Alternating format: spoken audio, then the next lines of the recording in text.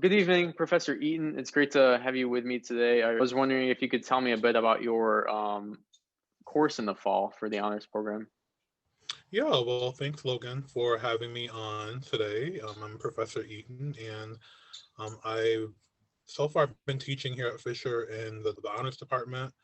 This will be this spring that we're in now. I was teaching for African American Studies, and for the fall of 2021, slated to teach environmental racism.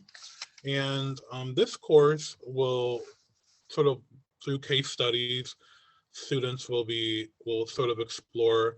My goal is to explore, I think, five environmental justice movements. One locally, two in the Rochester region, and how advocates and activists have fought for environmental justice rights locally.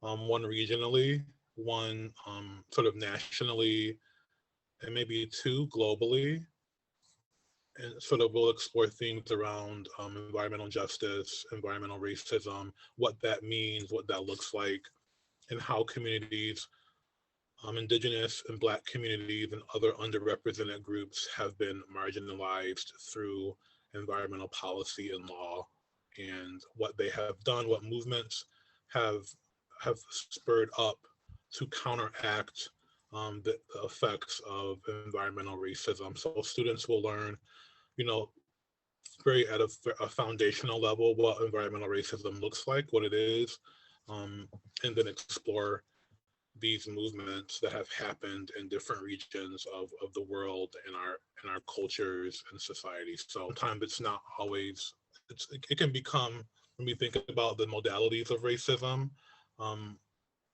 sometimes we don't think about the environment in our lived spaces, in our outdoor spaces, and there are so many examples, most recently the Flint water crisis, that really help us to understand how, even when it comes to an environmental level, um, communities of color have been greatly impacted um, by policy and law that has dehumanized and disenfranchised these groups over time.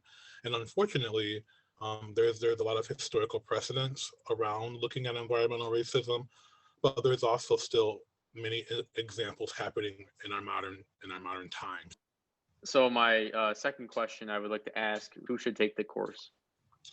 Yeah, I would say students who are sort of interested in learning about the intersections of science, of humanities, students who are interested in activism, advocacy work, or maybe wanting looking to go into community-based work or nonprofit work, I would say for sure.